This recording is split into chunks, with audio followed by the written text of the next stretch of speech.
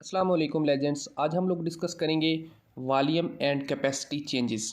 Last हमने volume and capacities क्या होती हैं, उनमें इनको मैयर कैसे किया जाता है वो हमने डिस्कस किया था। कुछ वॉल्यूम एंड कैपेसिटीज़ जो हैं वो by the age, by the pathology, by the physiology change होती रहती हैं।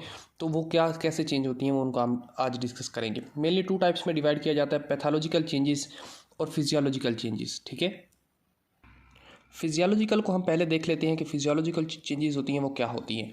फर्स्ट ऑफ ऑल, एज का बहुत इफेक्ट होता है। नॉर्मली 1 to 20 ईयर ओल्ड जो होते हैं बेबीज़, या 1 to 20 ईयर एज जो है, इसमें जो कैपेसिटीज़ हैं या वॉल्यूम है वो इंक्रीज़ करते हैं। ठीक है, रीज़न क्या होती है कि हमारे लंग्स जो हैं वो ग्रो कर रहे होते हैं, as well as chest cavity grow कर रही होती है, और 1 to 20 एज तक ये बिग होते रहते हैं, बड़े होते रहते हैं। ठीक है, इसके अलावा जो है उसके बाद 20 to 30 ईयर्स जो होते हैं, मीन के ये 20 to 30 ईयर्स तक जो एज होती है इसमें ये स्टेबल रहते हैं। ठीक है, ना कम होते हैं ना ज़्यादा होते हैं। लेकिन उसके बाद जब एज आती है 40 ईयर ओल्ड, 40 ईयर ओल्ड के बाद जो इलास्टिसिटी होती है लंग्स की वो कम हो जाती है। ठीक है, इलास्टिसिटी कम होने की वजह से जो रेजिडुअल वॉल्यूम है वो इंक्रीज़ होना शुरू हो जाता है। ठीक है, रेजिडुअल वॉल्यूम इंक्रीज़ होता है। रेजिडुअल वॉल्यूम के इंक्रीज़ होने की वजह से जो हमारी टेंडेंसी होती है उसके कोलैप्स होने की, ठीक है, टेंडेंसी टू कोलैप्स, ये जो है हमारे पास डिक्रीज़ हो जाती है। ठीक है, क्योंकि वो जो मसल होते हैं वो प्रॉपर्ली वर्क नहीं कर रहे होते और वो बहुत ज़्यादा हार्ड हो जाते हैं। इसकी वजह से हमारे पास जो टेंडेंसी होती है कोलैप्स की लंग्स की वो बहुत ज़्यादा कम हो जाती है। ठीक है, इसके अलावा जो हमारे पास टोटल लंग कैपेसिटी होती है वो कभी भी चेंज नहीं होती। ठीक है, जब जो यानी कि ओल्ड एज का जो इफ़ेक्ट होता है टोटल वॉल्यूम या टोटल कैपेसिटी पर, वो चेंज नहीं होता। ठीक है, टोटल लंग कैपेसिटी का जो है ये ऑलवेज 6 लीटर ही रहेगी, ये चेंज नहीं होती बाय द एज। ठीक है, इसके अलावा जेंडर का भी कुछ इशू होता है कि जहाँ तक इसकी जो फिजियोलॉजिकल चेंजेस होती हैं, लाइक एज जो मेल होते हैं उनमें कैपेसिटी ज़्यादा होती है बनिस्बत फीमेल के। ठीक है, क्योंकि जो मेल होता है उसका लंग्स बड़े होते हैं, उसकी चेस्ट कैविटी बड़ी होती है। ठीक है, इस वजह से उनकी जो कैपेसिटीज़ या वॉल्यूम्स होते हैं वो ज़्यादा बड़े होते हैं। ठीक है, देन इसके अलावा जो एथलीट्स होते हैं, एथलीट्स के अंदर जो है हमारे पास जो कैपेसिटीज़ हैं वो ज़्यादा होती हैं, या वाइटल कैपेसिटी हम कह सकते हैं, जो है वो ज़्यादा होती है। ठीक है, क्योंकि हमारे पास वो बार बार एक्सरसाइज कर रहा होता है, बार बार वो बहुत ज़्यादा एयर को इनहेल करता है, उसकी बॉडी को बहुत ज़्यादा ऑक्सीजन चाहिए होती है।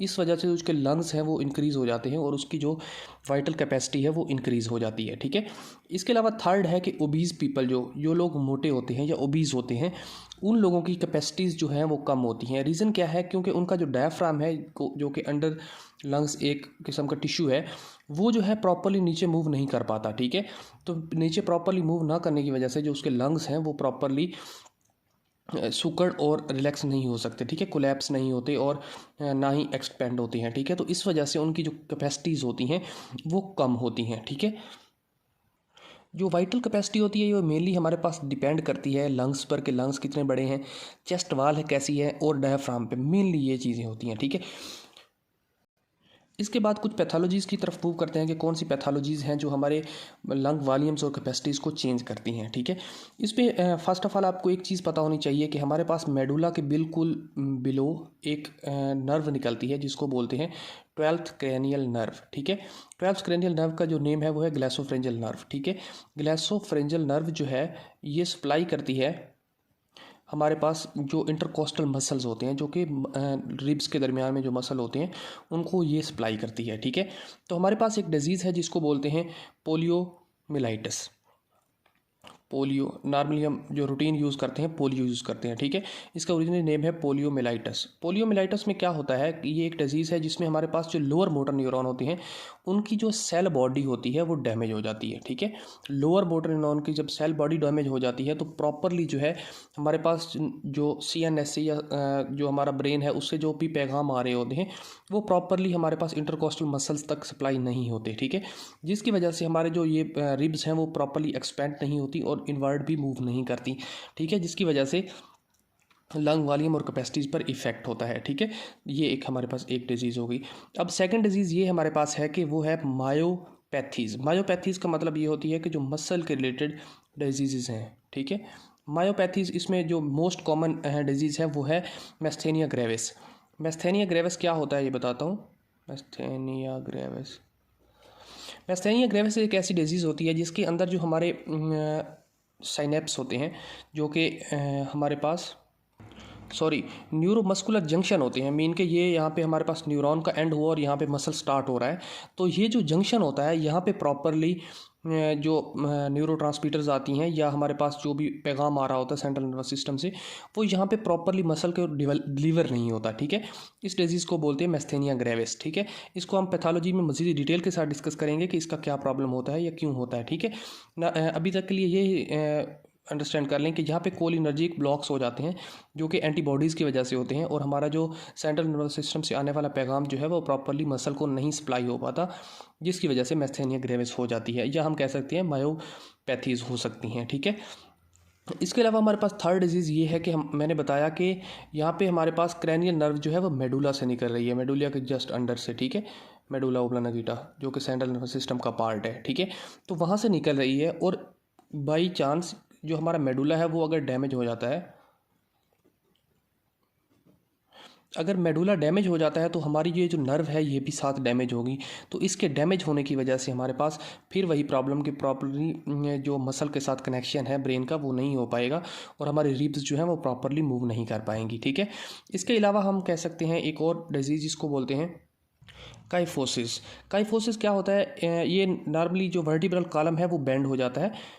हम यहाँ पे 4 हेडिंग दे देते हैं, बेंड ऑफ वर्टिब्रल कॉलम। ठीक है, ये 2 टाइप्स में बेंड होता है, एक होता है एंटीरियो पोस्टीरियर और एक होता है side to side. Like as ये एक पर्सन है, ये देखें, तो इसका जो ये बॉडी इस तरफ मूव कर जाए या इस तरफ मूव कर जाए, ये है साइड टू साइड। ठीक है, और अगर एक पर्सन इस तरफ देख रहा है और उसकी बॉडी ऐसे है, मीन के यहाँ ऊपर हेड और इसके हैंड यहाँ पे। ठीक है, और अगर ये एंटीरियो पोस्टीरियर की तरफ बेंड हो जाए, एंटीरियर पे हो जाए या पोस्टीरियर पे हो जाए, तो इसको बोलते हैं काइफोसिस। काइफोसिस, ठीक है, ये क्या है, एंटीरियर टू पोस्टीरियर बेंड जो है वर्टिब्रल कॉलम का, उसको काइफोसिस बोलते हैं। जब ये बेंड हो जाता है तो प्रॉपरली जो हमारा चेस्ट है उस या लंग्स हैं वो प्रॉपरली एक्सहेल के दौरान या इनहेल के दौरान कॉन्ट्रैक्शन या रिलैक्सेशन नहीं कर पाते। ठीक है, जो हमारे पास साइड टू साइड है इसको बोलते हैं SECOLEOIS, स्किलियोसिस। ठीक है, इसमें क्या होता है कि ये साइड टू साइड जो है वो बेंड कर जाते हैं हमारे पास जो वर्टिब्रल कॉलम है। ठीक है, इसके अलावा फिफ्थ डिजीज़ है हमारे पास फाइब्रोसिस, लंग फाइब्रोसिस हो सकता है। ठीक है, इसके अलावा लंग इन्फेक्शन हो सकता है, इन्फार्क्शन हो सकता है, या प्लूरल फ्लूइड जो है वो इंक्रीज़ कर सकता है। प्लूरल फ्लूइड क्या होता है, जो कि हमारे लंग्स और रिब्स के दरमियान जो एक फ्लूइड होता है वो उसकी रगड़ वगैरह को बचाने के लिए, तो वो जो है बहुत ज़्यादा इंक्रीज़ कर जाए। ठीक है, तो जिसकी वजह से प्लूरल इफ्यूजन होती है और प्रॉपरली जो लंग्स हैं वो मूव नहीं कर पाती, जिसकी वजह से कैपेसिटीज़ चेंज हो सकती हैं। इसके अलावा हमारे पास पल्मोनरी एडिमा हो सकता है। ये अगेन पूरा कंप्लीट टॉपिक है पल्मोनरी एडिमा से क्यों होता है, रीज़न क्या होती है, ये सब कुछ हम वास्कुलर सिस्टम या पल्मोनरी में मज़ीद डिस्कस कर लेंगे जब स्टेप बाय स्टेप। ठीक है, इसके अलावा जो है एक चीज़ और बताना चाहता हूँ, वो ये कि हमारे पास कोई भी ऐसी पैथोलॉजी नहीं है जिसके अंदर हमारी जो वाइटल कैपेसिटी है वो इंक्रीज़ हो। ठीक है, वाइटल कैपेसिटी किसी भी पैथोलॉजी में इंक्रीज़ नहीं होती, ऑलवेज डिक्रीज़ होती है। ठीक है, जस्ट वन कंडीशन में वाइटल कैपेसिटी इंक्रीज़ होती है, जस्ट इन एथलीट्स। ठीक है, जो एथलीट्स होते हैं या जो बहुत ज़्यादा फिजिकल वर्क करते हैं, सिर्फ उनमें वाइटल कैपेसिटी इंक्रीज़ होती है। इसके अलावा किसी भी डिजीज़ में, किसी भी पैथोलॉजी में वाइटल कैपेसिटी इंक्रीज़ नहीं होती, ऑलवेज डिक्रीज़ होती है। ठीक है, तो ये था आज का हमारा टॉपिक। अगर इसमें आपको कोई भी क्वेश्चन है तो आप कमेंट बॉक्स में पुट कर दें, मैं एज सुन एज़ पॉसिबल आपको आंसर दे दूँगा। थैंक यू लेजेंड्स, अल्लाह हाफिज़।